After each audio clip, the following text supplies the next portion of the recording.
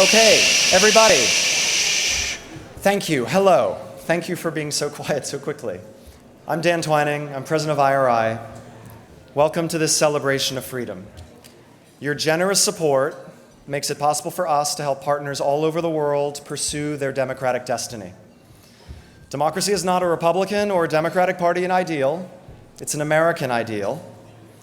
We are very grateful to our many friends in Congress, our friends at USAID, the State Department, the National Endowment for Democracy, for their support for IRI and our sister organization, the National Democratic Institute.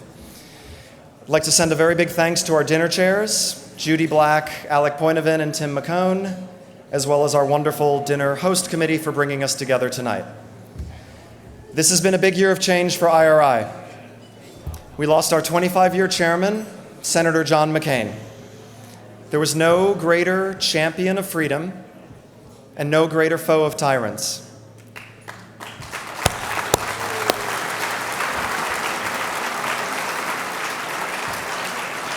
His spirit lives on in the work IRI does in some 90 countries around the world to help citizens secure their right to liberty. It's quite a legacy that he leaves us. We also mourn the loss of President George H.W. Bush, who left behind a Europe whole and free. He received IRI's Freedom Award at an event just like this in 2014. In testament to his commitment to IRI, one of Senator McCain's last acts was to ensure an orderly changing of the guard on our board.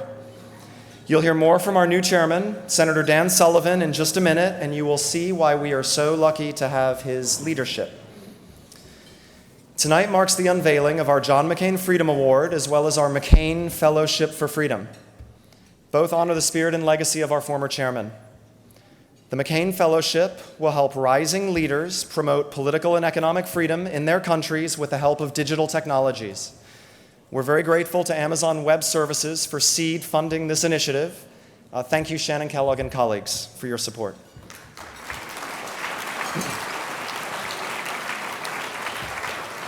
I don't have to tell this audience that the work IRI does is vital to creating the conditions for a more secure, stable, and peaceful and prosperous world.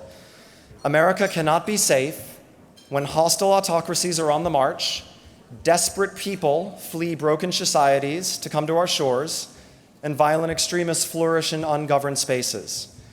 Our IRI programs to counter malign foreign influence, promote responsive governance, empower women and youth, enhance citizen security, and support free elections is strategic for America.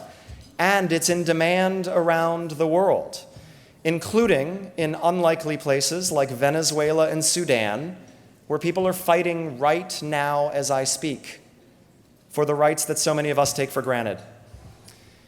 In 2011, Egyptian security forces raided the offices of IRI and our sister organizations. 14 IRI employees were part of a larger number who were convicted on spurious, politically motivated charges.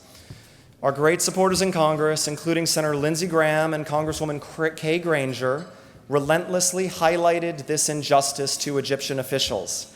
I'm happy to say that after 7 years, all parties were recently exonerated in court, and our Egyptian lawyer, Mr. Ali Shalakani, is here with us, and we'd like to thank you and your firm for standing with us in the pursuit of justice. We have an incredible program for you this evening. Ambassador Carlos Vecchio will accept the Freedom Award on behalf of the Venezuelan people who are struggling so admiringly to end a dictatorship. We'll honor Cindy McCain for her extraordinary work to end the scourge of human trafficking. We'll honor Senate Majority Leader Mitch McConnell for more than 30 years of support in the Senate and leadership for democracy building around the world, and he'll be with us in just a few minutes. In addition, Chairman Sullivan and Senator Mitt Romney will share their vision for the urgency of a more democratic world. Special Representative Elliott Abrams and Senator Rick Scott will honor the courage of the Venezuelan people. Lindsey will remember his friend John McCain and receive the NED's Democracy Service Medal from NED Chairman Andy Card.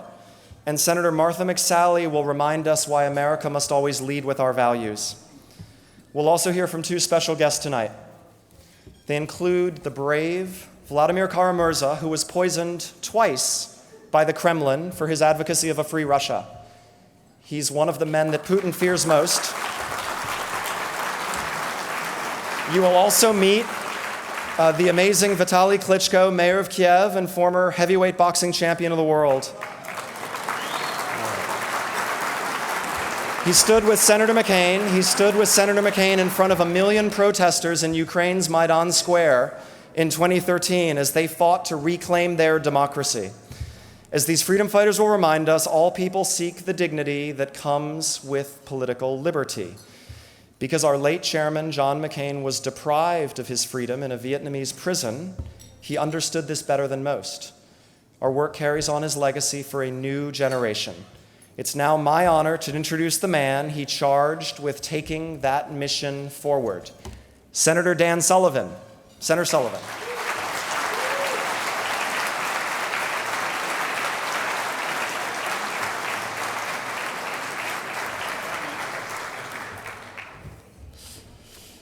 Well, good evening, everybody, and it's a great honor to be with everybody here tonight as the new chair of IRI.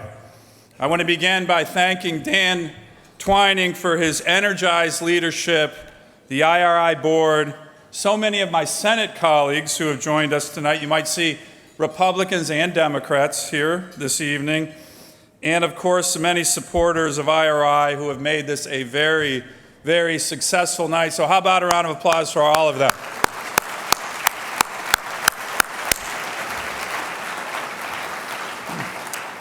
Now, one of the honors of my lifetime was having John McCain as a friend and a mentor.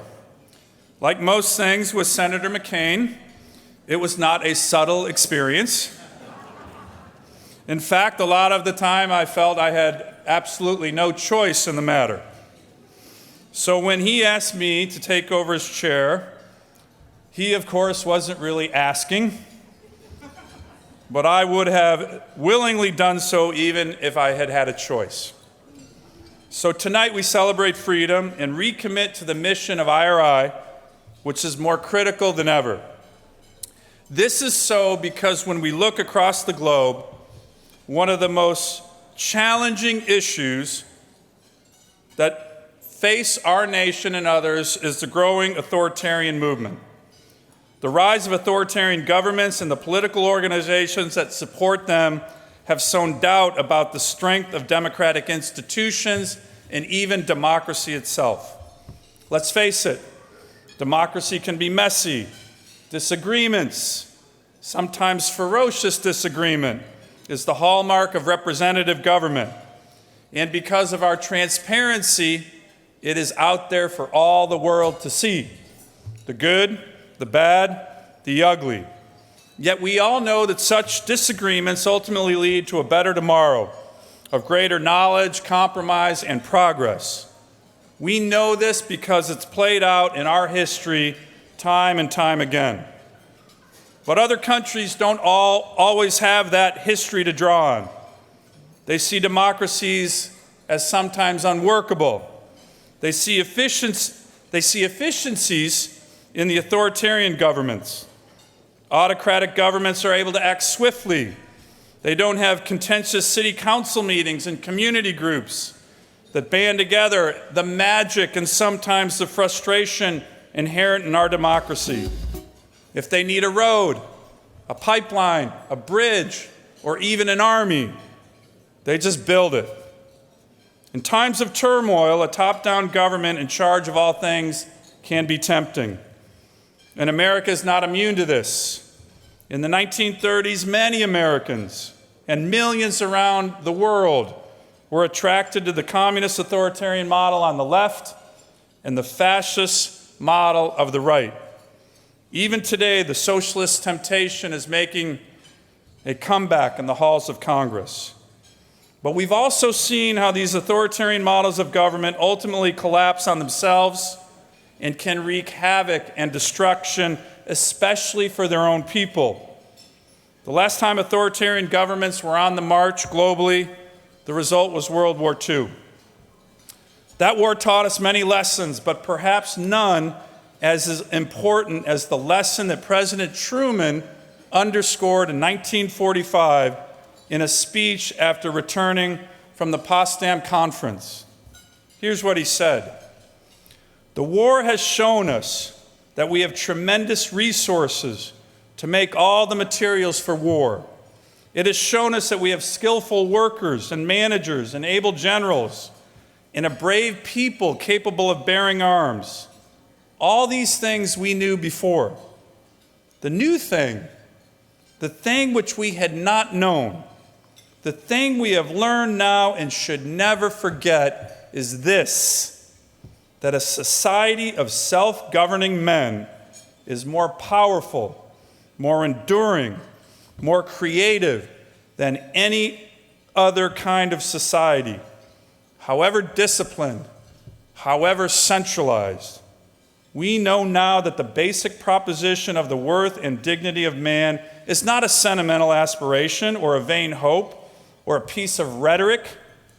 It is the strongest, most creative force present in the world. President Truman was right, of course. Indeed, the creative power of America's democracy has done more to liberate men and women across the globe from tyranny and oppression, literally hundreds of millions of people, than any other force in human history.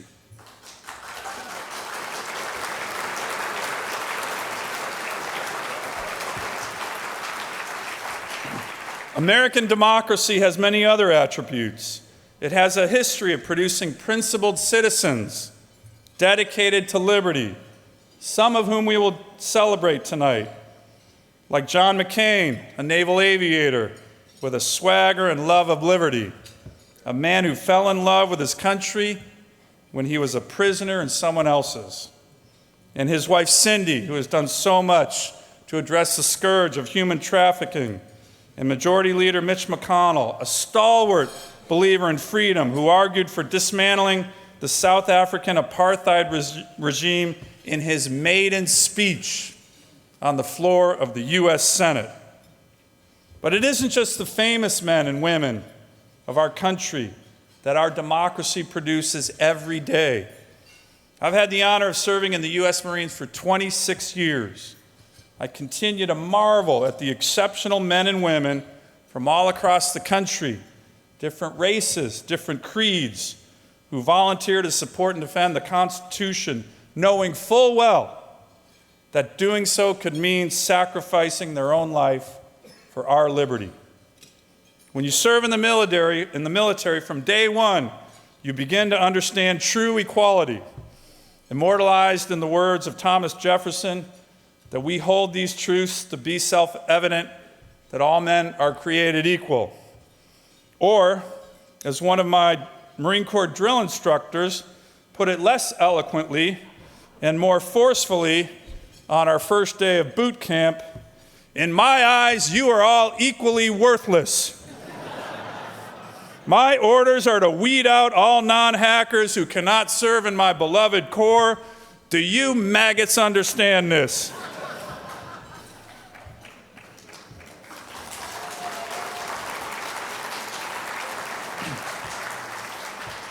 American democracy also produces many political miracles every single day.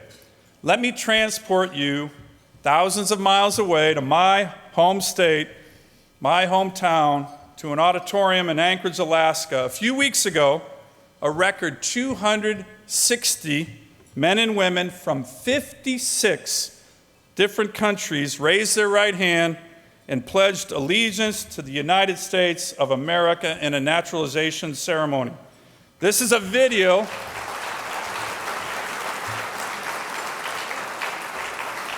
This is a very short video I want you to see that I took from the stage of that event. Let's see if it works. That I will support and defend. The Constitution. And the laws of the United States of America. Against all enemies. Foreign and domestic. That I will bear. True faith and allegiance. To the same. That I will bear arms. On behalf of the United States.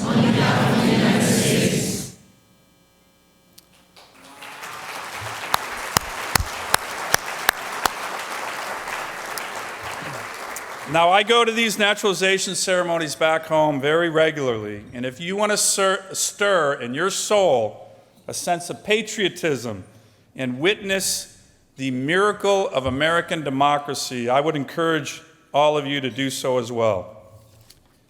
Finally, when needed, American democracy can produce long-term strategies with the consent of the people that help ensure its own survival.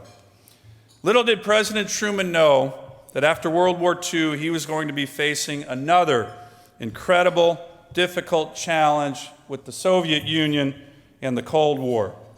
Our country was tired after the brutal war of World War II. It appeared that we weren't up for the challenge, but of course we were. President Truman's ambassador to the Soviet Union, George Kennan, laid out our strategy in his now famous article, The Sources of Soviet Conduct, where he encouraged America to, quote, enact a policy of firm containment that would increase enormously the strains under which the Soviet empire must operate, and in this way promoting tendencies which must eventually find their outlet either in the breakup of the Soviet Union itself or the gradual mellowing of Soviet power. In 1982, President Reagan helped reinvigorate this strategy of containment by launching the National Endowment of Democracy and IRI in his famous speech before the British Parliament. And just 7 years later, the Berlin Wall came down, and just as Kennan predicted, the Soviet Union broke up peacefully. A remarkable triumph of American democracy and strategy. So let me conclude by noting that I believe we are now at a point in history analogous to the late 1940s, as the United States awakens to the challenges posed by the dramatic economic and military rise of communist China. China has demonstrated the ability to control its population while significantly growing its economy, something the Soviet Union was incapable of. China's leaders aggressively tout their desire to export their authoritarian political model to countries around the world. But here's the good news. America's political leaders, Republicans and Democrats in the Congress, have awoken to this challenge and recognize that the American ideal and the promotion of democracy will be a critical component of our policies to address this. And the Trump administration's national security strategy also recognizes this. As Vice President Mike Pence said recently in talking about the China challenge at the Asia-Pacific Economic Cooperation Summit, quote, nations in Asia that empower their citizens, nurture civil society, fight corruption, and guard their sovereignty are stronger homes for their people and better partners for the United States. In essence, the Vice President was describing the work of IRI, the important work we are here to celebrate tonight. I'm very confident that as we have done in the past, Americans will come together to safeguard our democracy in the coming decades, regardless of the threat or challenge, and defend the democracies of those of our allies. Your support of IRI, which we greatly appreciate, will be critical in that regard. So I want to thank you again, and now I want to welcome to the stage my good friend and a great defender of liberty, Senator Lindsey Graham. Thank you very much.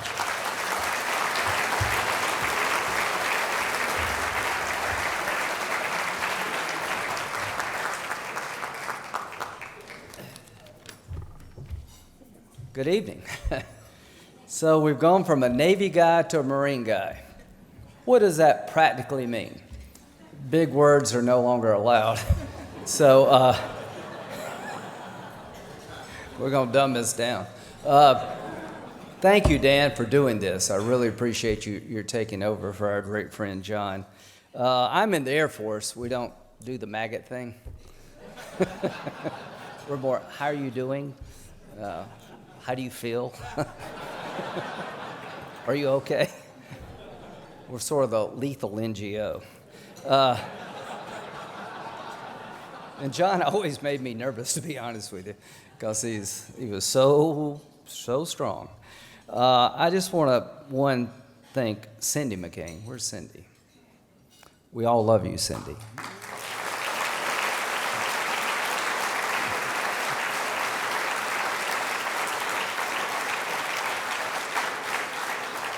And what you're doing for those who have no voice is equally important as anything I've done or John or any of us have done, speaking up for the scourge of human trafficking, and I really admire you and want to help any way I can. This is a fundraiser, right? Not for me, which is unusual for me to be here. So, but now that I'm here, I want to thank all my colleagues who came tonight from the Senate and the House, if there are any people from the House here. It's a big deal for you to spend time with the IRI family because John loved it so much.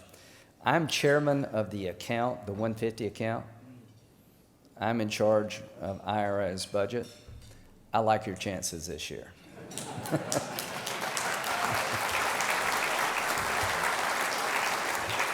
That 30% reduction from the White House we'll just take as a suggestion. where they can stick it. So as to Senator McCain, if I were meeting somebody for the first time and they asked me, so tell me about this John McCain guy, I would say that of all the people I've met in my life, and I've met some real incredible people thanks to this job, I would say I've never met anybody with a more romantic view of America. John loved his country. He had a love affair with the United States and who we are. I think that's one of the reasons he was able to get through prison with his dignity and honor attached. But John would always tell me, it's not a romantic view that's important. Practically speaking, democracy works. Democracy works for the least among us. The rule of law works. Democracy is not voting, it's all the institutions around voting. If you lose an election in America, and John did, you don't lose your voice.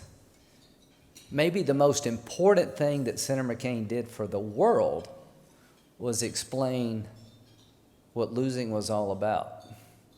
The night that he lost, an ambition that he had for a long time to be our president, the first thing out of his mouth was that Barack Obama is now my president. In losing the election, he reminded us what makes us different. Now, I've traveled every place on the planet with John, except very nice places, which apparently were off limits. And the most common comment was about that speech that night. If you don't think people listen to what we say here, you need to travel.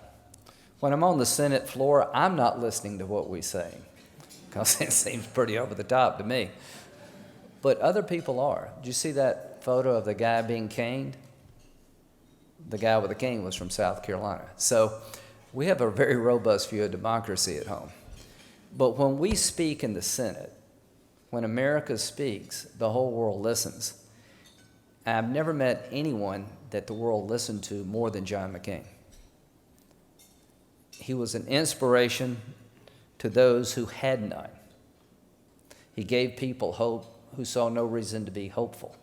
He went to the worst places talking about the best things.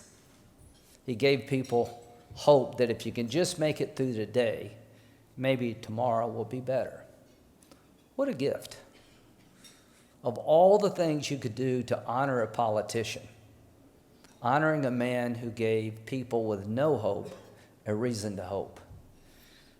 If I had to pick one person during my lifetime to explain America and who we are, with warts and all, and who we want to be, it would be Senator McCain. Because I think he understood what we're trying to do better than any single person I ever met. IRI was his passion. You don't do something for 25 years unless you love it. How many of you have ever traveled with John? How many of you seen him to get under in somebody's face? it was worth the trip. So when we went to Egypt and they put our guys and gals in jail, I just told the Egyptian guy, if I were you, I'd eventually let them go. To our Egyptian lawyer, well done. I don't know if you got paid or not, but I hope you did. So to the mayor of Kiev, John in his mind was a great boxer. That's about the extent of it. He was about my size, but I would have no one in the ring for me as an American than John McCain. And to the mayor of Kiev, Mayor Klitschko, he really admired you because you were in the fight. And if I can say anything about John McCain, he was in the fight. Vladimir, you've been poisoned twice. We clapped. I don't know why we clapped, but I guess I'm glad I didn't sit at your table. But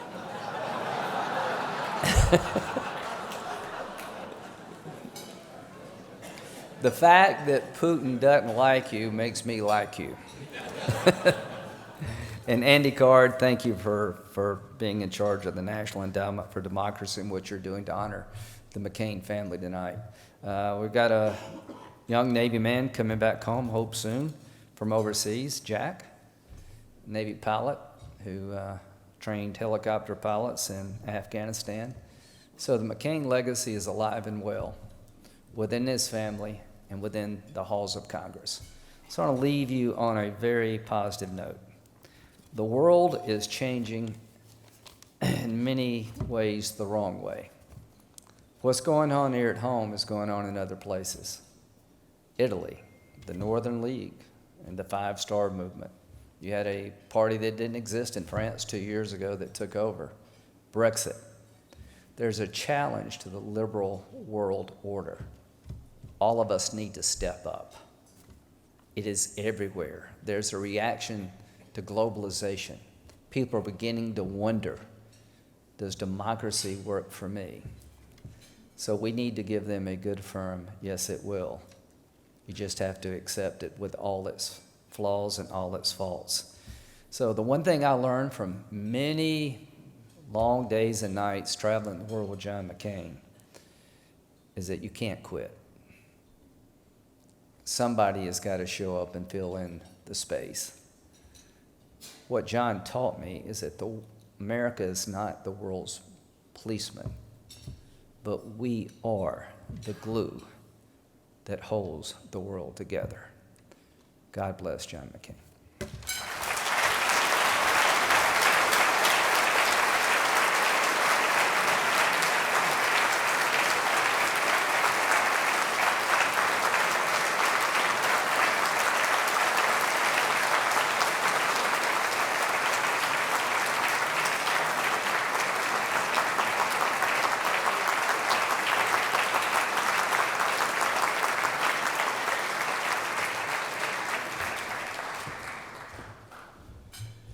I'm Andy Card. I have a Boston accent.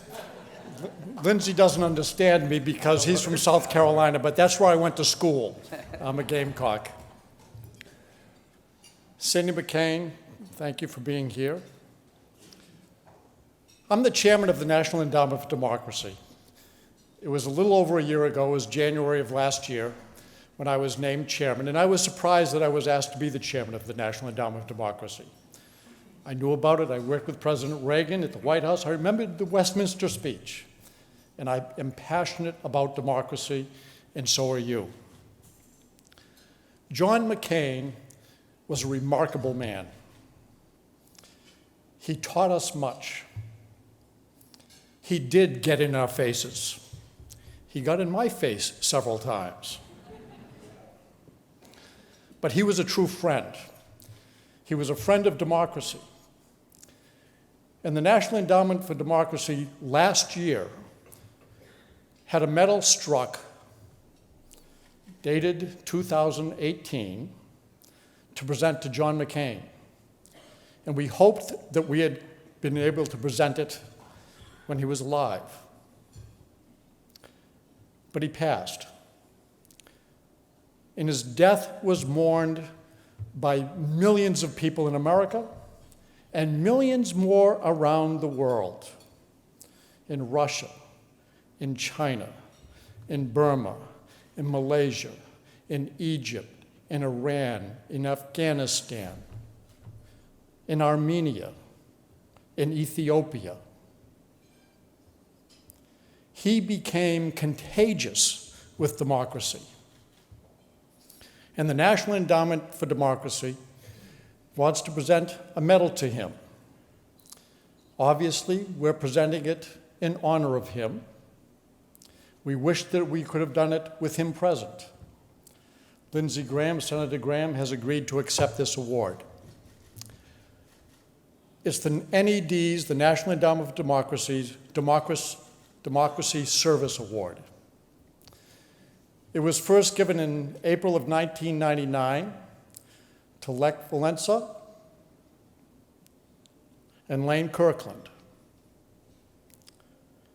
It's been given to a number of people who helped spread democracy around the world over the years. It's not given every year. Václav Havel, the Dalai Lama. John McCain is more than worthy of this award.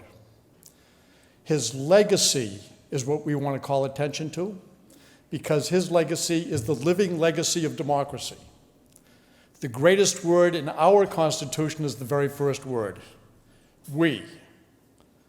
John McCain celebrated every we, and every we was part of his dream for government. So I'm proud to be here on behalf of Carl Gershman, the president of the National Endowment for Democracy, the only president we have had. Carl is in Latvia. Actually, he just left Latvia. He is on his way to the Ukraine, spreading democracy. So I can't stand in for Carl, because Carl's much taller than I am, and he's much more impressive. But I'm here on behalf of all of us who are involved in the National Endowment for Democracy, and there are a number of board members here. Thank you, John McCain, and thank you, IRI, for being one of our core institutes. You're the boots on the ground helping to spread democracy. So with great pride and gratitude and celebration, we present the National Endowment for Democracy Democracy Service Award to John McCain.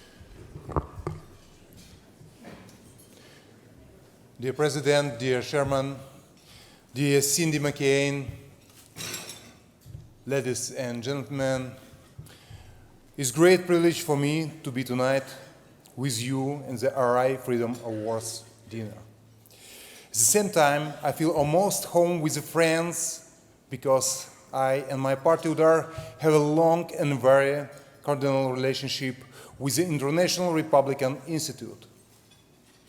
RI assistance was important during formation and development for our political forces. RI was together with us, together with Ukraine democratic forces, not only during the period of claim. Most importantly, RI was present during the most difficult period of Ukrainian history. Then we had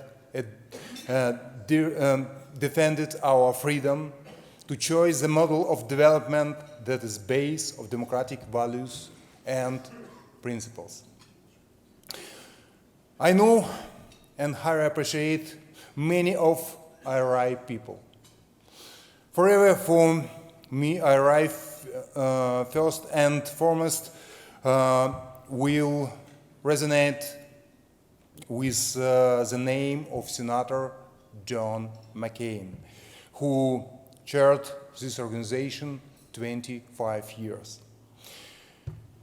We met each other over briefly when I was pushing my boxing career. You know, of course, that John practiced sport and was great fan and expert. By the way, I want to say from millions of sportsmen, thank you very much to develop and implement Muhammad Ali Act. It's helped a lot for sport. We really became friends when I went into politics and founded the pro-democracy, pro-reform party, UDAR.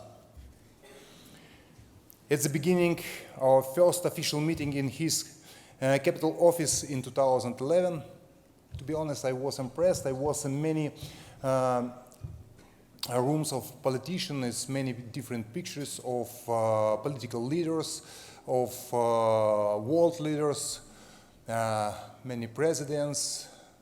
His room was in John McCain was many pictures of his beautiful wife, his children, grandchildren. It was impressive human side of John McCain. If I meet him in Capitol Office 2000, I left, but intimidated, if you can imagine that, because I, young Ukrainian politician, was meeting John McCain, a war hero, an icon figure for American politics, but very quickly I understood that John was ready not just to give me advice. He was ready to engage with Ukrainian pro-democracy, pro-reform movement.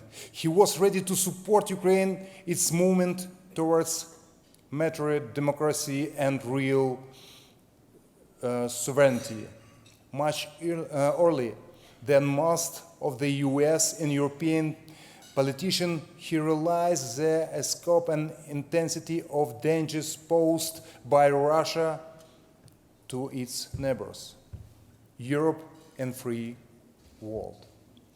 For that, he did not even need to look into the Mr. Putin eyes, who he looked and said everything quite right.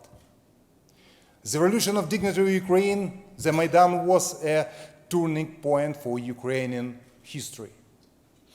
Too many things were in stake. Our country's liberty, its European choice, and fundamental freedom for Ukrainians. People were ready and actually sacrificed their life to defend their basic human rights, to be free, to determine himself, Ukraine's vector of development, its place in the world, its progress towards European Union and NATO. John McCain came to Kyiv in December 2013. This was the most difficult period of our struggle. We'll never forget the image of John McCain speaking in stage of Maidan. I remember John came with very light suit. It was minus 20 degrees Celsius. It's around minus 5 Fahrenheit, I guess. We stay in stage hours long. I proposed to give him my jacket. He told me, I don't need that.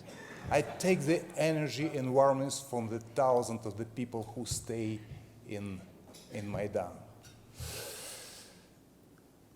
He said in Ukrainian, the 100,000 people great in square say short words. America is with you. For them, for us, it was very important signal that American people and its leaders were supporting our pursuit of freedom. At the same time, he always stressed the Ukrainians to defend the future of the country. John McCain once again proved to be a real friend of democratic Ukraine from the very beginning of the Russian aggression against our country.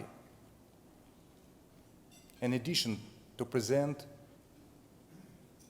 condemnation of the Russian expansion in solidarity with Ukraine, his star-headed action in the US Senate to help Ukraine in this struggle and action and sanction Russia for its aggressive policies.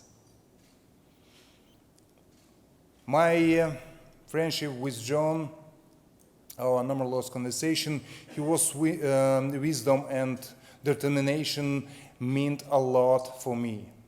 I learned a lot from him as a politician, but it's more to that. My previous experience and education, I happen to be the fighter still talking to John, looking at his political activities and his life story, realized that I could improve my performance even in this domain. Never give up. Always do more and persevere in your political battles with you defending the right cases of freedom and democracy. The principles I learned through my friendship with John McCain. They are especially important for us now that Ukraine is entering into the next stage of political development after the presidential election. I can assure that UDAR, together with other democratic forces, will take everything to assure that Ukraine move straightly in the road of democracy, reform, European and Euro-Atlantic integration. John McCain was a fighter. John McCain fought lifelong for your country, for democracy. We learn a lot from John McCain.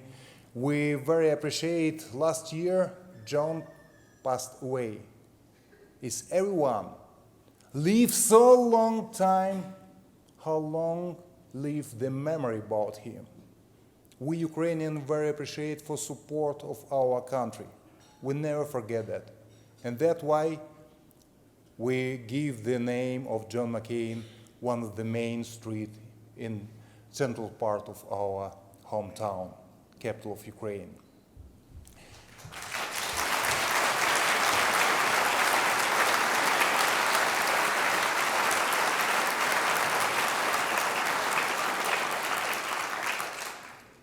John showed great example in his life. He fighting lifelong for his home country, for democracy, and we continue his fight. We fighting also, I know maybe better than anyone, clear, simple rules, no fight, no win. And that's why, like John McCain, we fighting for our dream, we fighting for democracy, we fighting for our home country, we fighting for Ukraine. Thank you very much, IRI, for support our home country. We appreciate very much.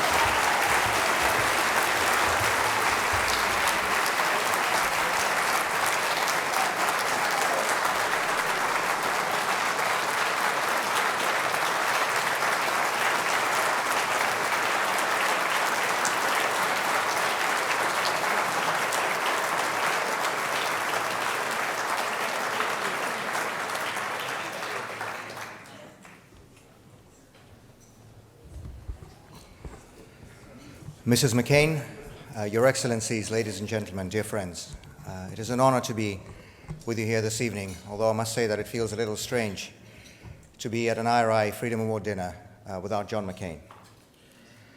In these past few months, his voice has surely been missed, not only at this institute, not only in the halls of Congress, but to the furthest corners of the world.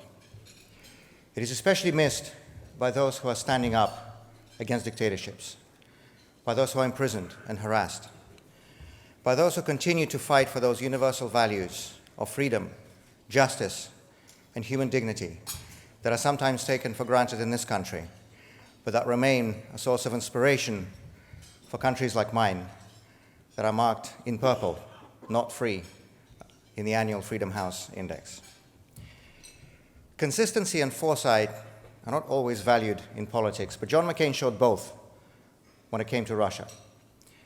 He first warned of Putin's coming authoritarianism and the dismantling of Russian democracy in February of 2000, while most Western leaders were still enamored with this newcomer who spoke fluent German and promised law and order. He first warned of Putin's coming attack on Ukraine 6 years before it happened. And when Russian opposition leader Boris Nemtsov came here to Washington to advocate for a law that would impose targeted sanctions on Kremlin officials complicit in corruption and human rights abuse, Senator McCain became the most committed proponent on that legislation, not relenting until the day when the Magnitsky Act became a reality. Among the biggest lies propagated by the Kremlin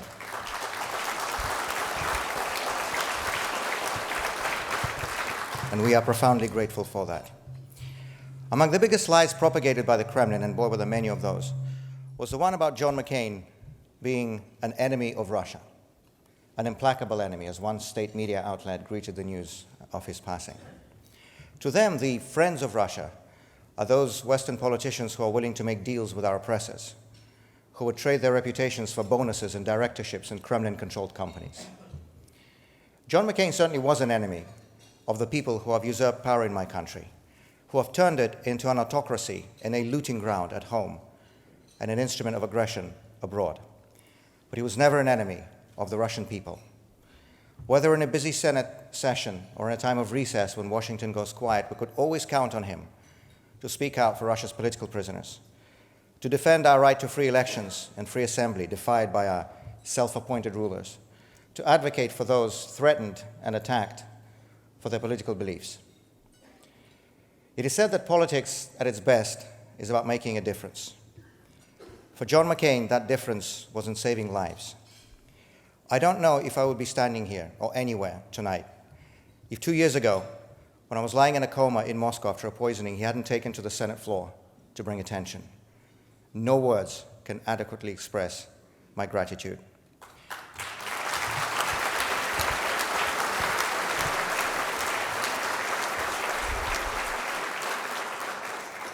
And I can think of no better answer to those smears about being an enemy of Russia than Senator McCain's decision that the only non-American to serve as a pallbearer at his funeral service should be a Russian citizen. The last time I was at an IRI Freedom Award dinner was 4 years ago, 2015. It was to accept a posthumous award on behalf of Boris Nemtsov, my friend and a friend of John McCain's, the most prominent leader of Russia's democratic opposition, who was gunned down under the Kremlin wall in February of 2015. After it happened, Senator McCain, together with Senator Rubio, Senator Christopher Coons of Delaware, and others on both sides of the aisle in Congress and on the DC Council, led the successful effort to commemorate Boris Nemtsov with a street designation in Washington. It is the street directly in front of the Russian embassy, and one day, I know, my country will be proud.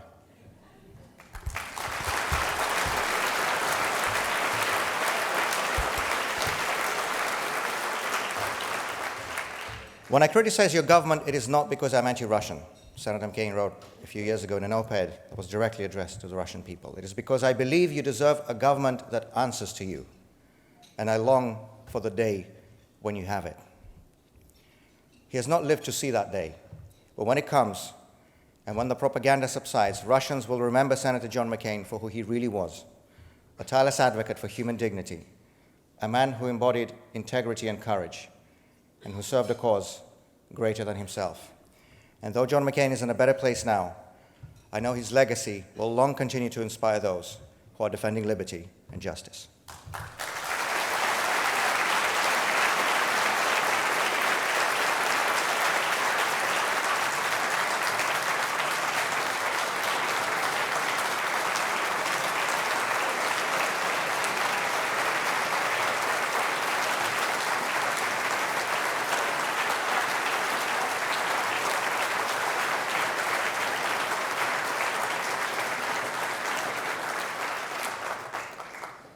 Ladies and gentlemen, please enjoy the dinner portion of the evening. Thank you. Thank you, and good evening. It's a great pleasure to be here tonight with Senator McConnell, with Cindy McCain, and to talk for a moment about the Venezuelan people and this award. You know, the crisis in Venezuela is unique. Humanitarian disasters of the sort that we see there are usually the product of war or some kind of gigantic natural disaster. Not in Venezuela. The disaster there is natural only in the sense that human beings created it. It is the product of greed and corruption and repression and censorship and incompetence and political violence. When I began to work on Latin American issues in the Reagan administration, Venezuela was the richest country in Latin America and one of its only democracies. Refugees fled to Venezuela, not from it. The work that IRI is doing in Venezuela now is vital to preserving hope for democracy there. Work on local governance, on independent media, work with the National Assembly, whose president, Juan Guaido, is a legitimate interim president of Venezuela. Here's a measure of how bad things are in Venezuela right now. I cannot actually tell you what IRI is doing with any degree of specificity, because that would be dangerous to the people and institutions who are getting IRI's help. As you know, the political situation there is now very much in turmoil. Nicolas Maduro saw last week that he can really trust no one, except perhaps the Cubans who surround him. The Venezuelan intelligence services, the Venezuelan military already know that his regime must end. And the people of Venezuela, in every opinion poll, know it and want change now. They want a change from 1,000,000% inflation. They want a change from these endless electric blackouts, no clean water, armed thugs in the streets, food and medicine that costs a month's salary for a day's needs. And that change that the Venezuelan people want has the full support of the United States government. That change is the goal of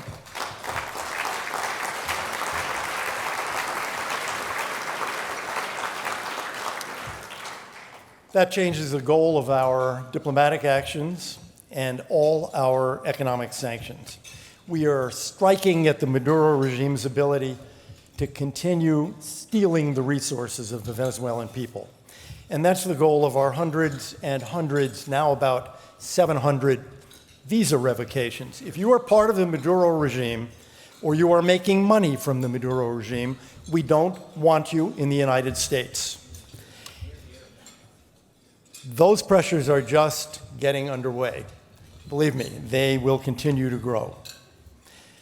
Now, we can never predict the timing of regime collapse. We saw that in the last few weeks. I mean, nobody predicted what just happened to Bouteflika in Algeria or Bashir in Sudan, but we can predict the outcome. And we can predict the outcome with certainty. Maduro will fall, and Venezuela will return to democracy. It will take its customary place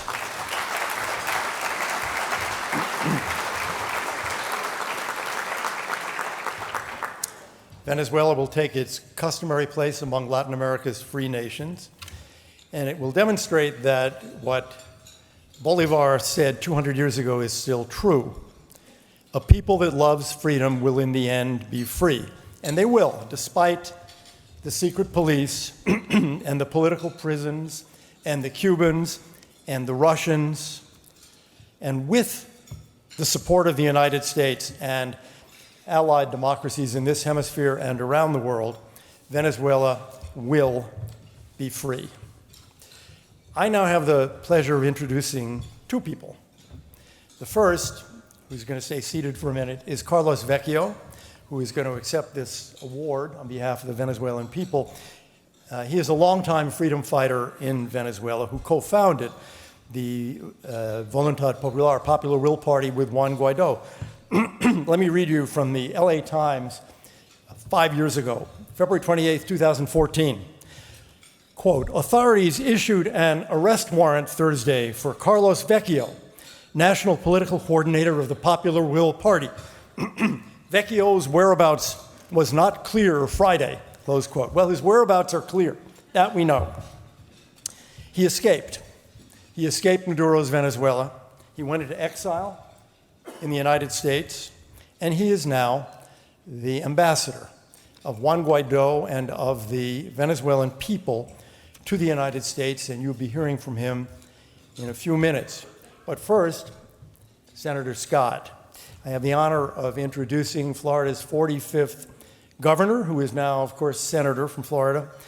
As you know, I think after a fabulous business career, he knocked off Alex Sink for governor, and then Charlie Crist for Senate, and then Bill Nelson for the Senate. And if you follow Twitter, then you know that he has spent a very happy couple of days destroying on Twitter Miss Ocasio-Cortez.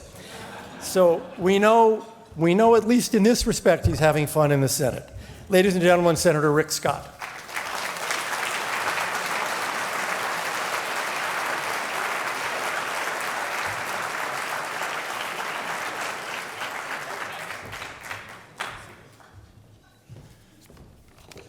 First off, I hope Elliott is absolutely true quickly. It's horrible what's going on in Venezuela. I had the opportunity to just go down to Cucuta, the border of Venezuela, 2 weeks ago during our recess. And I can just tell you the stories, and they're just devastating. You know, you hear all the stories. 80% of the kids are under 5 have some form of malnutrition. I've got grandkids, so you think about them. 90% of the homes don't have money for food. So you think about almost every family you know who wouldn't have enough money for food and water. You go down there, and their USAID primarily pays for a school down there, and you start talking to the kids, and they're walking 2 hours a day from Venezuela across a river into Colombia to go to a school because, one, they want to learn, and two, they want to get fed. And then that day they tell you 2/3 or so of their classmates don't come because the river's this high. And they, Maduro's closed it down so they can't cross a bridge. Like, who does this? Then you go to a food kitchen and they serve 5,000 meals a day. It's a 3 to 4 hour wait. And you start talking to the people waiting, and you talk to a mom who looks about 20 years old, I'm sure she's a little bit older, has 3 little boys, and I talked to 2 or 3 of them. They're sleeping on the street. They have no money. They have, the only food they have for these poor little kids is the rice or beans and some soup at lunch, and maybe a little bread biscuit in the morning. I mean, this is just a disgusting human being that is killing the citizens of Venezuela. I think every one of us has got to figure out how we make Maduro the pariah that he is. I mean, this is disgusting. This is just pure genocide. But I want to thank the Trump administration for recognizing Juan Guaido by organizing the democracies around the world to recognize him. I want to thank him for appointing Elliott Abrams, because I really believe that we're going to get there, but it'd be nice if it already happened, because people are dying every day. So thank God for the people of Venezuela. They're fighting in a horrible situation, and this award tonight is for them. But then I just quickly talk about Carlos Vecchio. So as governor, you represent, it's a melting pot. As you all know, Florida's a melting pot. We have everybody around the world. We have 250 languages spoken in our state. Just in the Miami District school system, we have 130 languages spoken. So we are a melting pot, and we're a melting pot that gets along. And Carlos Vecchio I met a few years ago, because what we're doing is just, he was constantly rallying the Venezuelan community to let Maduro know that there was a fight going on. And so it's, I want to thank Carlos for doing that. I know that he's working hard to do everything we can to get the military to change, and so we can get freedom there. But it's my honor to present the International Republican Institute's Freedom Award, the organization's highest honor, to the very, very brave people of Venezuela. Ambassador Carlos Vecchio is here to accept this honor on their behalf, and it's a real honor, and I just want to recognize Carlos Vecchio.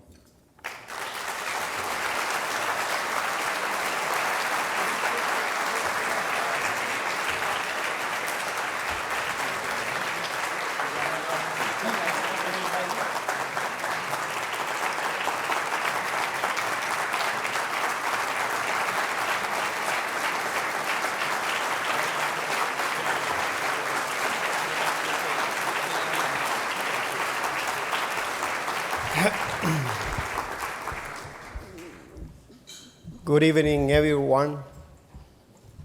Thank you, Elliot, for your words. Thank you for becoming a friend in this fight. You have done a terrific job. Thank you.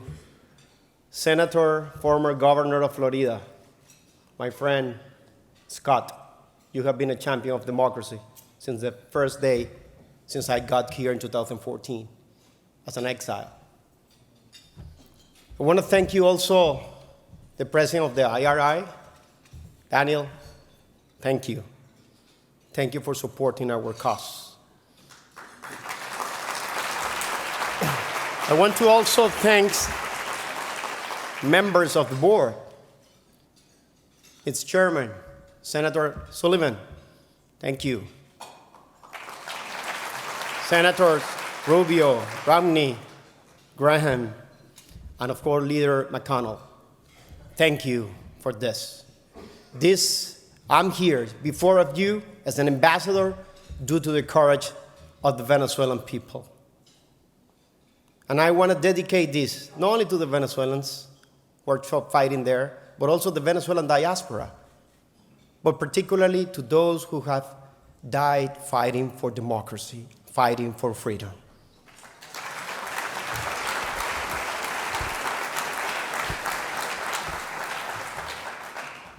We are facing our worst humanitarian crisis of our recent history.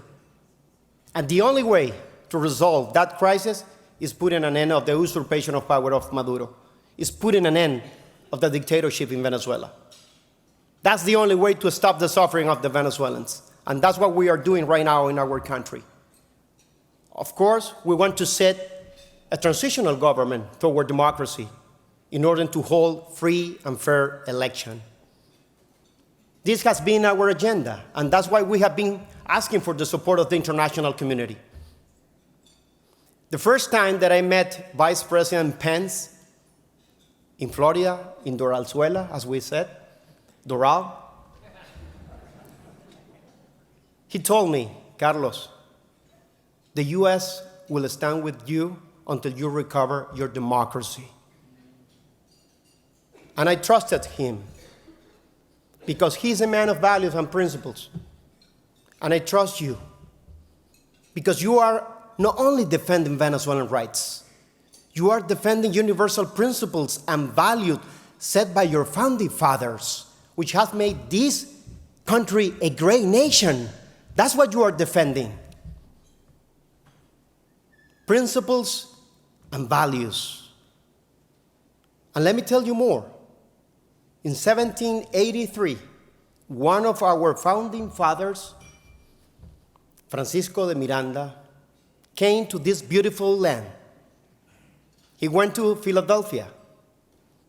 He had the privilege to meet with George Washington, Jefferson, Adams.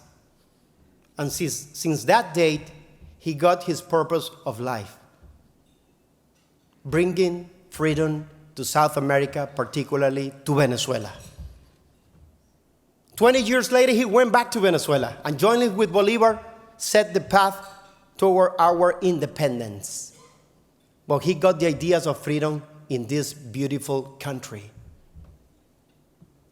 That's what we are defending. And I feel so proud to be a Venezuelan, to be a Latin American, because the cause of freedom in this continent is taking place in Venezuela thanks to the courage of the Venezuelan and people like you.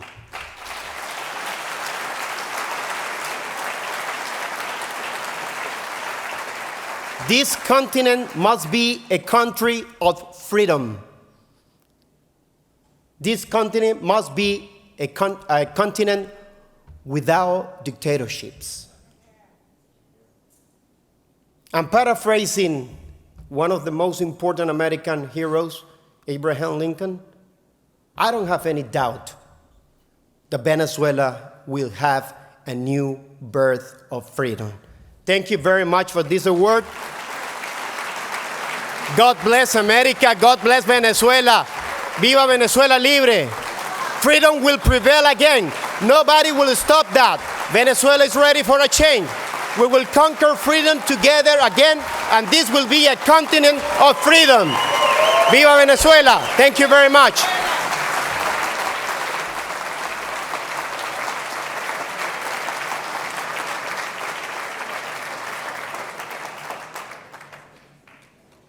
Ladies and gentlemen, please welcome to the stage IRI board member, U.S. Senator Mitt Romney.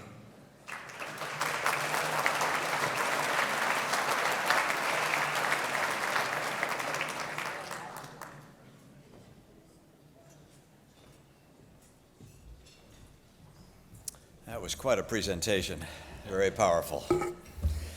I get the chance to honor Cindy McCain this evening and to introduce her, and it's clearly a pleasure to introduce that woman in this room to an assembly of the International Republican Institute, because the IRI was an important part of John McCain's work, and John McCain, as you know, was an important part of her work. To the extent any human being could, she moderated him, counseled him, absorbed a measure of his temper, and loved him unconditionally. Some say that her hardest task must have been able to endure the swearing, as he used to say, swearing like a sailor, drunken sailor. Instead, I think it may have been having to endure the same old jokes. I have campaigned with John. When we were together, each time he would tell a story about the two inmates at the prison. One would turn to the other at the prison cafeteria and say the food was better when you were governor. John would then bust up, and Cindy would smile like she'd never heard that before. Now, John believed that the IRI was more critical than ever before. And that's in part because today, two of the world's great powers, China and Russia, are not only protecting dictators and autocrats, they're vigorously promoting authoritarianism all over the world. And the tools that they use, bribery, loan sharking, intimidation, lies, threats, those aren't new. But in the case of China, the pockets are a lot deeper. And in the case of Russia, the desperation is more intense. Because as John used to say, Russia's a gas station parading as a country.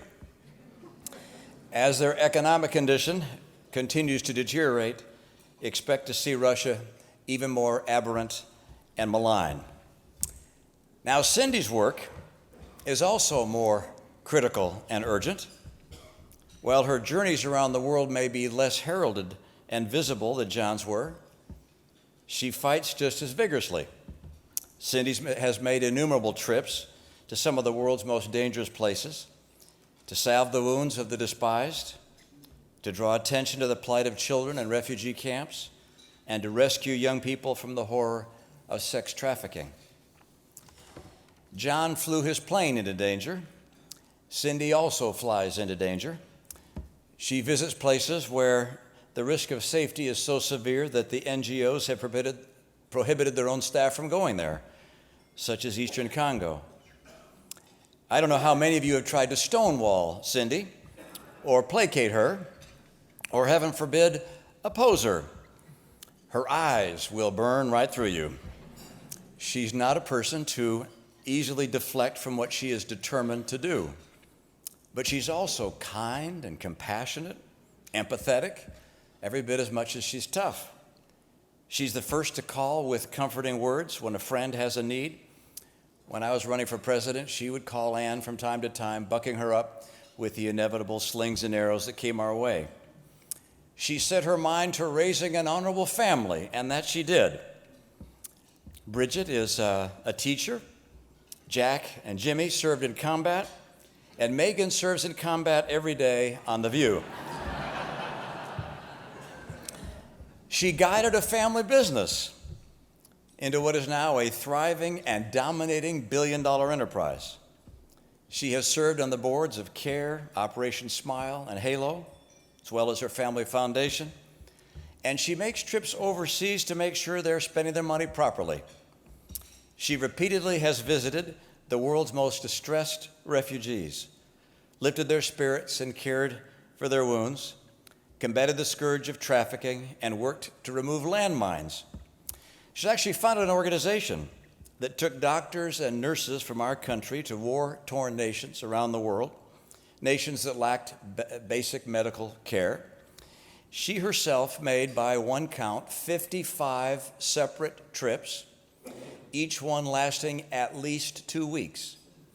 Now you think of all the organizations she's been associated with and all the trips she's made, it adds up to years of life overseas, serving, caring, making a difference in the lives of others.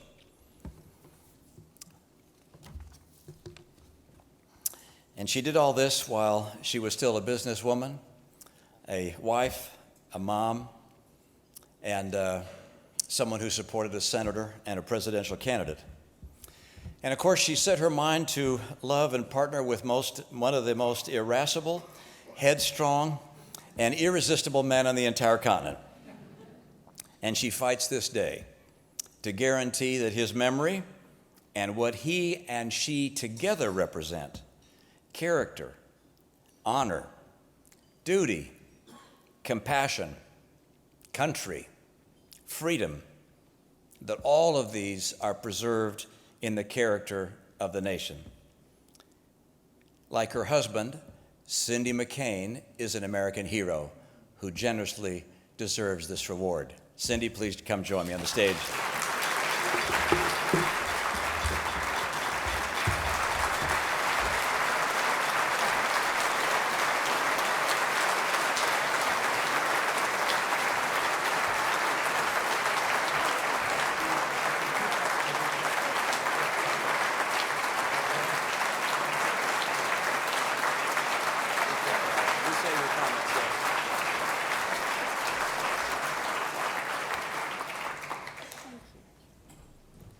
Thank you, Mitt. That was very kind of you. I'm deeply honored to be here this evening, as you can imagine, and it's quite a bit. It is bittersweet. It's not quite a bit. It is bittersweet for me to be here to hear so many wonderful observations of my husband, including his temper, and know that all of you loved him as much as I did in the things that he did. I stand in such a distinguished group and a company with IRI's previous and most celebrated Freedom Award recipients, and it's truly humbling. And I'm especially grateful because of what the International Republican Institute meant to your 2017 Freedom Award recipient, my late husband and former chairman, John McCain. John cared deeply about IRI and the whole Ned family, in your mission and in your dedication to causes greater than yourselves. He believed in you, in your service and in your character. He shared the same faith, the faith that shouts to tyrants, tear down this wall. He loved participating in IRI missions and observing elections in nascent democracies in the heady, promising days after the end of the Cold War, in Czechoslovakia, in Russia, and in other places, in hopeful days in Cambodia, and after the UN mandate. meeting with dissidents, fighting for justice and liberty in Belarus, Burma, and too many other countries to enumerate. He relied on IRI for guidance and support. I was fortunate to join him on some of those missions, and we both felt the special satisfaction that comes from working with people dedicated to making the world better than they found it, of being a small part of something bigger than ourselves. The countries I just named, with the exception of the Czech Republic, have not progressed as he would have hoped. In many countries where IRI worked, disappointment followed early optimism. In some, the light of freedom has been nearly extinguished. But the thing John felt strongest about, the thing he believed separated democracy's most valuable apostles from fainter hearts, was the capacity to hold on to hope when others think hope is futile.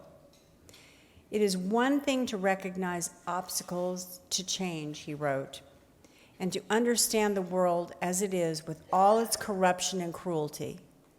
But it is a moral failure to believe tyranny and injustice are the inevitable tragedies of man's fallen nature. That there are some places in the world that will not change or aren't worth the effort to make better. They can be changed, and they have been changed.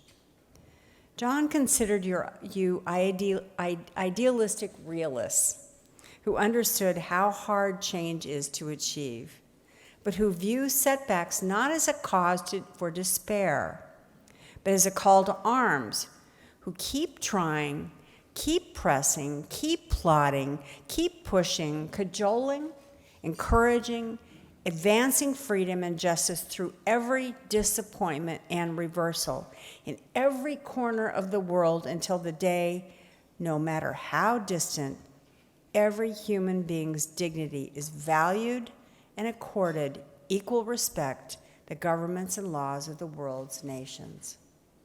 Because that is, of course, the purpose of free elections, of accountable governments, of rule of law, to respect and defend the dignity of all of God's children. I lived a privileged life, luckier than most, and I'm very grateful. But life's greatest riches aren't material. It's a blessing to me to add my voice to a chorus of voices raised in opposition to the wickedness of trafficking in the lives of fellow human beings. My life would be much poorer if I weren't permitted to make a modest contribution to that cause. I think that's what John was always trying to show us, how to live life with a purpose and generosity that bring greater satisfaction than any privilege or comfort. That's what he meant when he called himself the luckiest guy in the world. He believed all who served the cause of human dignity were lucky, knowing a satisfaction that outlasts the gained from personal success and the sting of life's disappointments. He felt privileged, as do I, to have worked with many of you to, in his words, make another better world, the cause that is never finished and never defeated. Thank you, IRI, for this honor, and I will treasure it always and do my best to prove deserving of it. But thank you most of all for keeping the faith, day in and day out, that all human beings are meant to be free, and all of us have a moral duty to make it so. I love John so much, but I also know how much the world loved him, and I am grateful for that.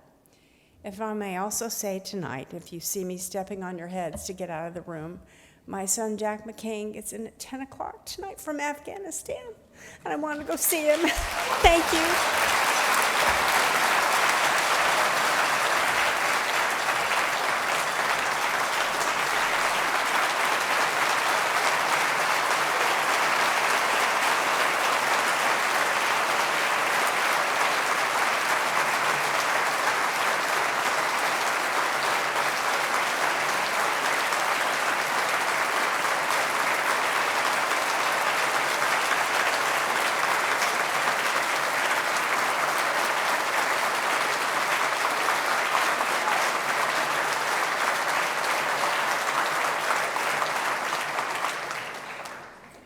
Ladies and gentlemen, please welcome back to the stage IRI Chairman, Senator Dan Sullivan.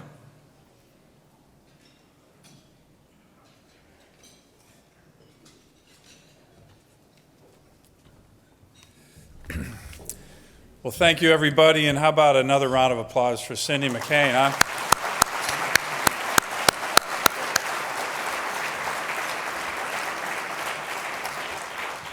Now, it is my honor to present to Majority Leader Mitch McConnell, our leader in the Senate, with the John S. McCain IRI Freedom Award.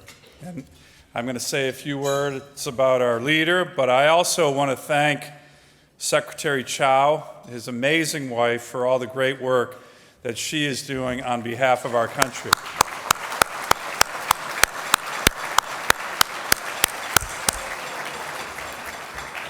Now, Mitch McConnell's commitment to our institutions, his wise counsel, his insistence on playing the long game, and his commitment to dignity of all has been a source of stability for all of us in the United States Senate and in our great nation.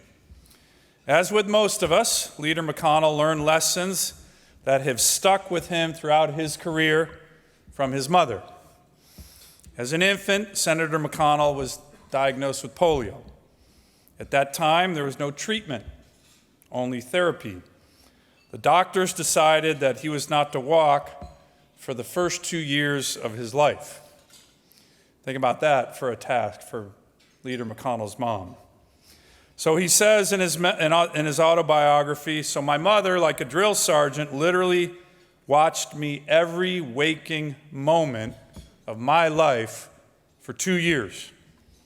Now, during this time, at the height of the Second World War, his father was fighting the Nazis in Europe, one of those humble Americans I spoke about earlier who helped literally liberate hundreds of millions of people from tyranny. Leader McConnell learned patience and persistence from his mother and from both of his parents, Kentuckians who supported civil rights at a time and place where doing so was actually dangerous. He learned fundamental values of fairness and the dignity and worth of each individual. From the very beginning, Senator McConnell brought those qualities to the United States Senate. As I mentioned previously, in his maiden speech on the Senate floor, when he was only 43 years old, Leader McConnell spoke in support of a bill imposing sanctions on the apartheid government of South Africa. In that speech, he encouraged his colleagues to, quote, join in a unified effort to correct one of the most abhorrent and criminal examples of injustice evident anywhere in the world. Now, I know many of us believe that Ronald Reagan was one of our best presidents. I certainly do. But on South Africa at this time, he was on the wrong side of history. Mitch McConnell was on the right side. And he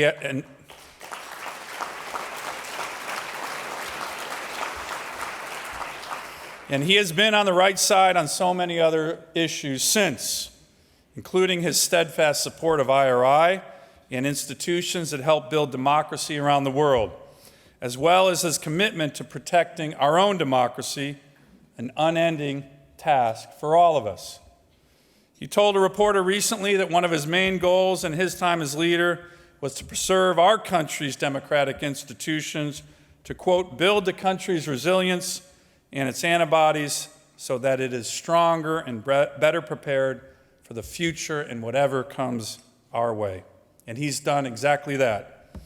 Under his leadership, our third branch of government, the judiciary, has been fundamentally reinforced with judges that believe in the concepts of liberty and justice and limited government, just as our founders envisioned. This McConnell legacy will endure for generations to come. Underlying his pragmatism is also an unapologetic idealism. He understands that our commitment to liberty, to freedom, and to democracy has no borders. So, ladies and gentlemen, please join me in welcoming Majority Leader Mitch McConnell, the 2019 John S. McCain Freedom Award recipient from IRI.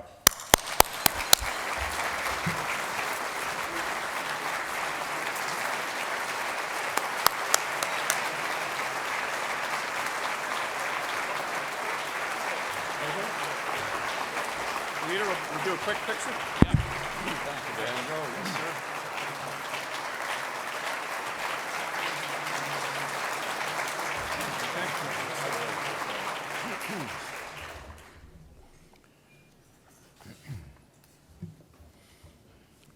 Well, goodness, thank you, Dan. I really appreciate that overly kind introduction, and it won't surprise you to know it's humbling to be here tonight for an event named for our dear friend, John McCain. We may not see in our lifetimes as effective an advocate for the ideals that drive this organization. And Cindy, I want you to know we all feel his absence deeply. But we celebrate that John's example lives on in the millions of lives transformed by his commitment to liberty, democracy, and human rights. And the work Cindy McCain is carrying on so capably in his memory. Thank you, Cindy, again.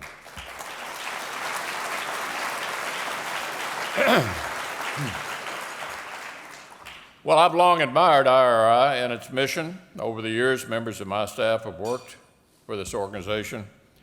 I'm thinking of folks like Paul Grove and Mike Mitchell and others I know who've served as trainers. So we've been fellow travelers for a long time.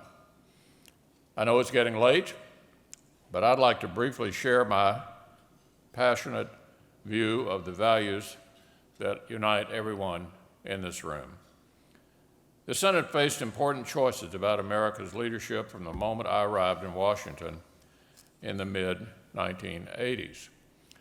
Dan just mentioned in the introduction that one of the first things I considered as a freshman senator and an admirer of Ronald Reagan was I going to stand up to him on some really bad advice he'd been given about what America might be able to do about apartheid in South Africa.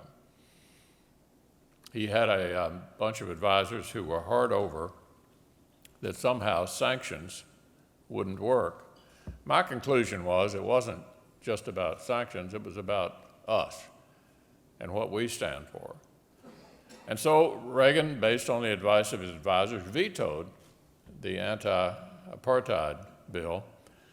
I voted to override the veto. And as I thought back, and as Dan mentioned, on my early days here, it was a vote I was really proud of. And I know the president was given bad advice, and if he had it to do over again, my guess is he would have signed the bill. I'd grown up watching the civil rights movement, like a lot of you of my generation. I thought it was important to get this right and to make a statement about us to the rest of the country in relation to that horrendous regime.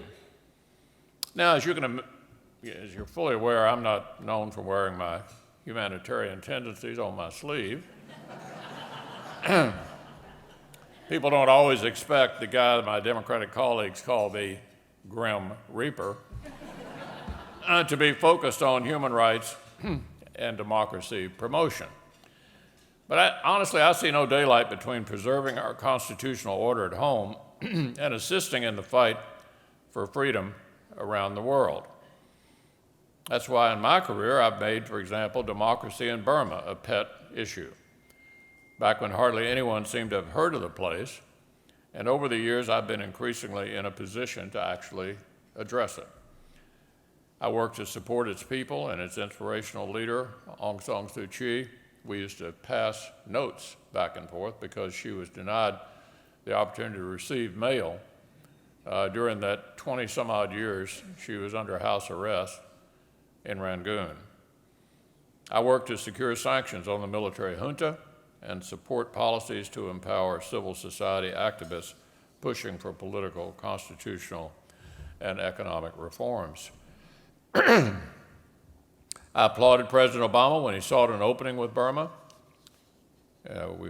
He might have been a little too quick to declare victory there, but I'm proud of the progress that's been made since the darkest days of the junta. The tragic violence of recent years, however, reminds us that progress toward a free society can be halting, fits and starts. But we know turning our back is not the answer. So Burma is just one example. In the early 1990s, I sponsored a bill called the U.S. Hong Kong Policy Act to remind China and everyone else that support for democratization is a fundamental American interest. As the chair of the Foreign Operations Subcommittee, a job Lindsey now has, I sought to influence the ways to promote these universal values in our work around the country. Despite this experience, it isn't lost on me that I'm up here tonight with some true champions, and we've heard from them. I mean, the extraordinary ambassador from the Guaido administration in Venezuela. Boy, he was impressive. And of course, you had a lot of other impressive speakers tonight, representing important causes in places like Kiev and Moscow and Caracas. They're on the front lines, obviously, in this struggle for democracy and self-determination. These people are standing up for individual liberty in the face of enormous difficulty. Think how easy our lives are compared to what they are going through. Their presence offers a powerful reminder of why U.S. policy and U.S. leadership always needs to support the good guys. We always need to support the good guys, anywhere in the world.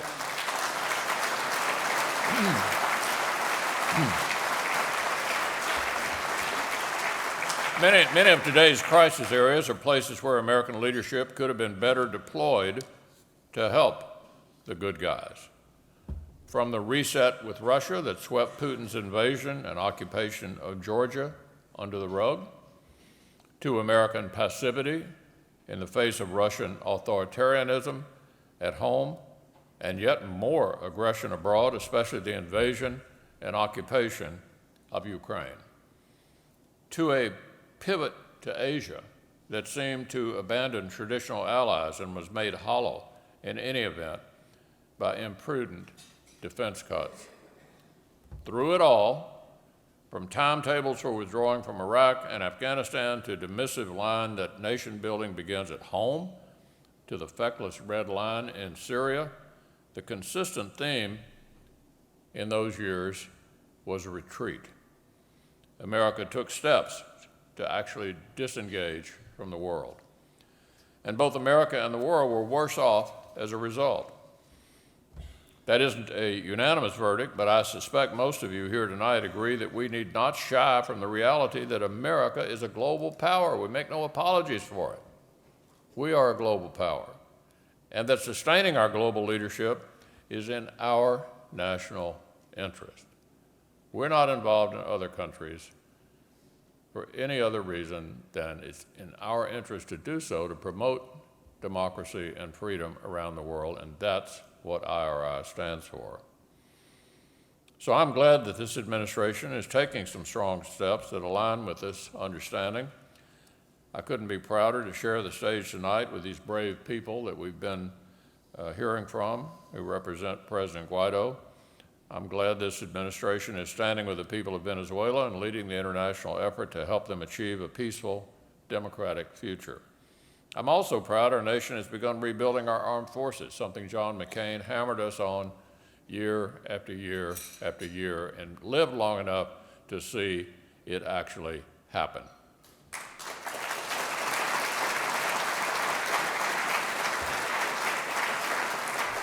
And speaking of the Russians, I'm proud we've begun treating Russia like the serious threat that John McCain knew it to be, and repeated it over and over and over.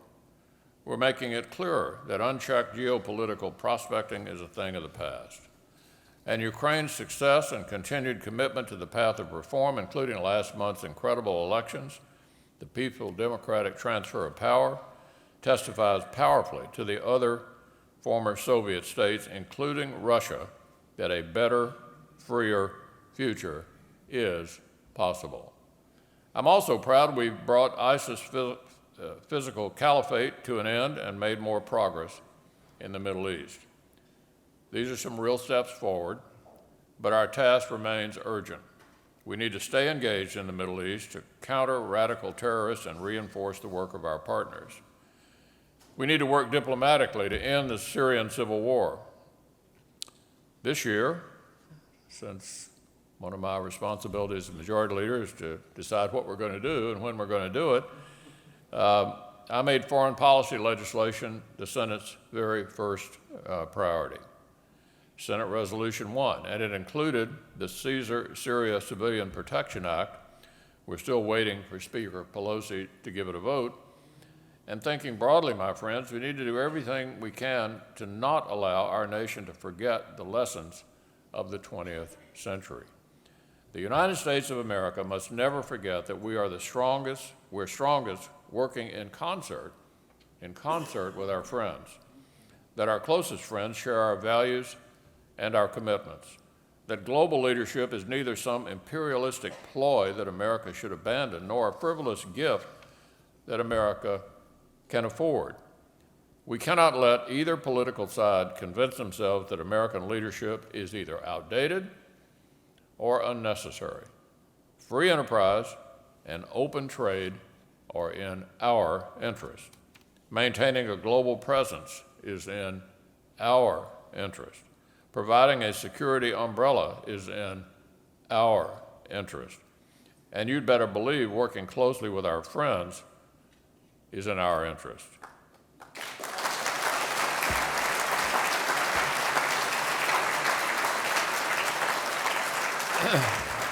So for 70 years, the North Atlantic Treaty Organization has helped deter Soviet aggression, provide stability for post-Cold War transitions, and contribute to the fight against terrorism. So I recently suggested to Speaker Pelosi that we invite the Secretary General Stoltenberg to a joint session of Congress earlier this year. Hardly noticed in America, but a big deal in Europe because it underscored how important the Congress felt NATO was.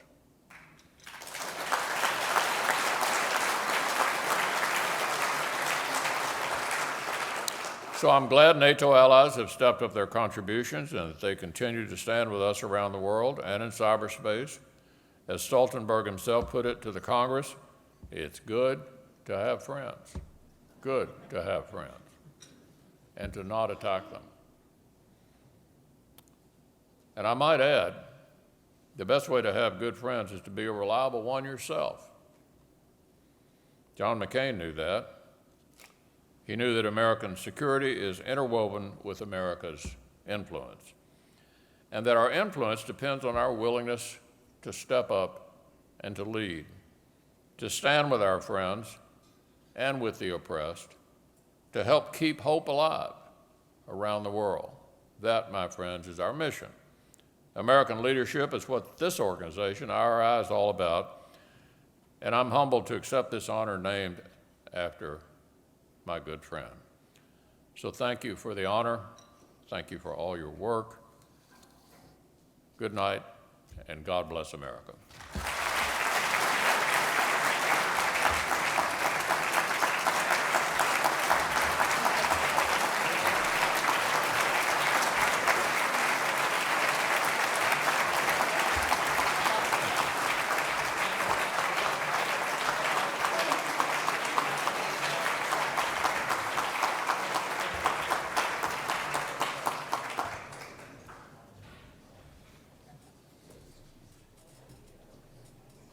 Ladies and gentlemen, please welcome to the stage U.S. Senator Martha McSally.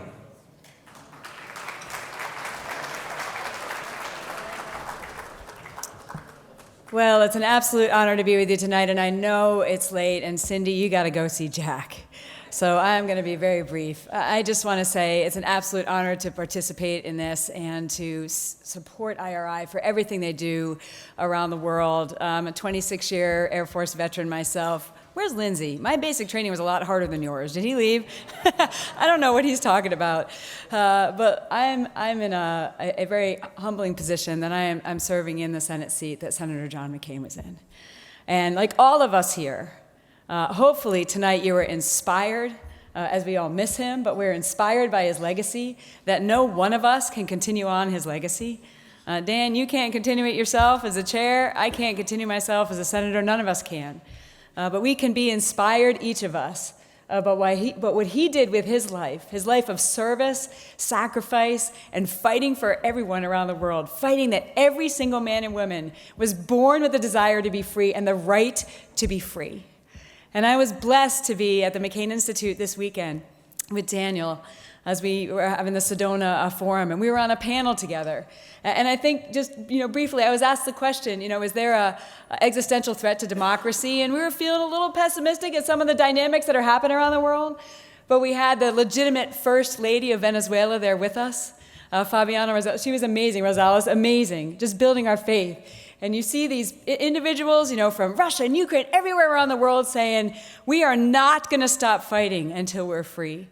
And in that moment, I answered the question yeah, maybe we do have an existential threat. And I thought more about it since then. And you know what? I want to change my answer. Because as long as IRI is here, as long as the people of Venezuela and Ukraine and Russia and everyone out there who woke up this morning, who maybe needed a little bit of hope, the kind of hope that John McCain gave them, the kind of hope that we all now need to continue to give them, that freedom is going to prevail. And it will prevail. And it's not going to fail, not on our watch. So thanks for all you do. God bless you. Congratulations to everyone. And God bless America.